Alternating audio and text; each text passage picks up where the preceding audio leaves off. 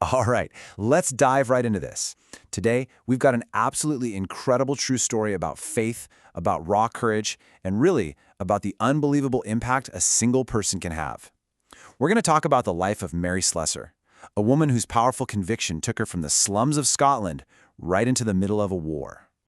So this is really the whole question right here. I mean, think about it. It sounds completely impossible, doesn't it? A frail woman, sick with a fever, standing up to armed warriors.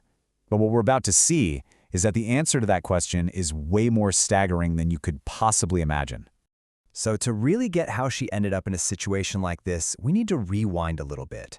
We have to start at the beginning and understand who Mary Slessor actually was and where she came from. You know, Mary's childhood was anything but easy. We're talking about growing up in deep poverty in Scotland with a father who was an alcoholic. But out of all that hardship, she developed this just unshakable faith.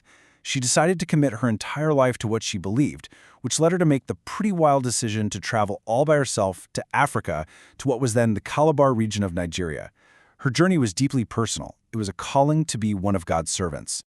And it's right there, in Africa, where our story really kicks into high gear. One afternoon, a crisis just explodes, and it's going to test her faith and her courage to their absolute breaking points. So the news she gets is terrible. Word comes that two local tribes are about to go to war deep in the jungle. And if nobody steps in, there's going to be a bloodbath by sunrise. The worst part? When Mary hears this, she's actually sick in bed, shaking with a fever. Even a local chief who was friendly with her begged her not to go. He knew exactly how dangerous it was. He basically told her, "You're walking into the jaws of death." A total suicide mission. But Mary, well, she was determined. Sick or not, she dragged herself out of bed, ready to face it. Now just look at this timeline.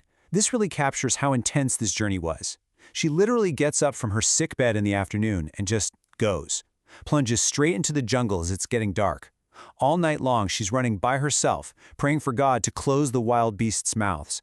And then around midnight, she finally makes it to a village, completely alone. But getting to that village, that wasn't the end of the journey. Oh no. That was just the beginning of a whole new challenge. Dealing with human doubt, which, it turns out, was almost as dangerous as the jungle itself. So this is the crucial moment. She gets to the village and asks the chief for help, for maybe just one person to go with her. And he just sneers at her, laughs in her face. But her response, wow, it is so powerful. She says, "You see only the woman. Do not forget the woman's God." She wasn't arguing for her own strength, but for the strength of her faith. And with no help, no support from anyone, she didn't even hesitate. She just turned around and kept going, pushing deeper and deeper into that dark jungle, all alone, with just her mission driving her forward. Okay, so here we go. After trekking all night long, she finally comes face to face with the first war party. This is it, the confrontation. Can you just picture this scene for a second?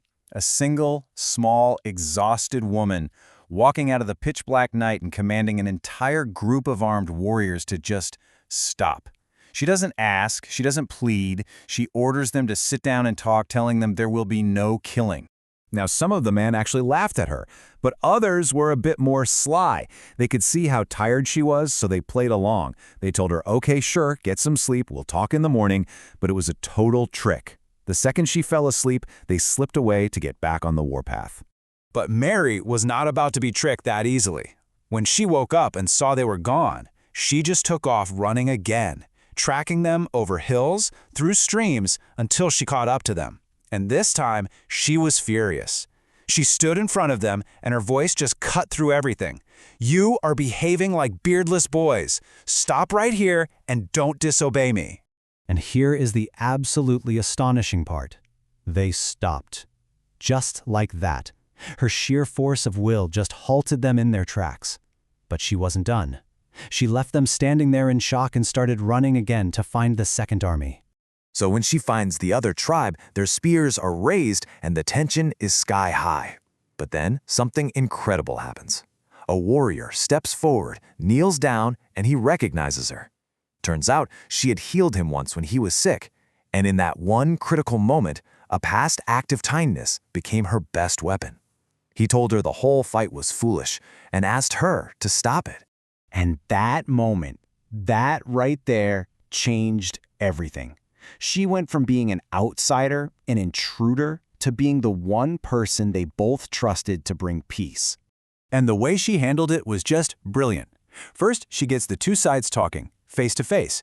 Then, and this is key, she doesn't just tell them what to do. She stands by and helps them talk it out themselves.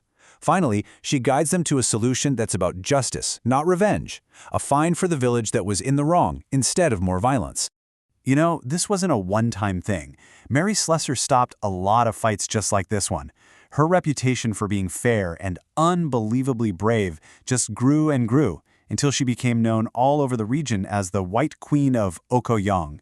And that wasn't a title of colonial power. It was a title of deep, genuine respect. The source material for this story puts it perfectly with this simple question. It really is amazing when you think about it. This whole bloody conflict was stopped by one woman who just refused to believe it was impossible. So what's the big takeaway from all this? Well, Mary Slessor's story isn't just some historical adventure in a faraway place. Her courage, her conviction, there's a lesson in there for all of us, right here, right now. And that really brings us to the final thought. Mary's jungle was a literal one, filled with real dangers. But you know, we all face our own jungles, right? Our own fears, our own conflicts, our own challenges that just seem impossible. So the question to leave you with is, what's yours?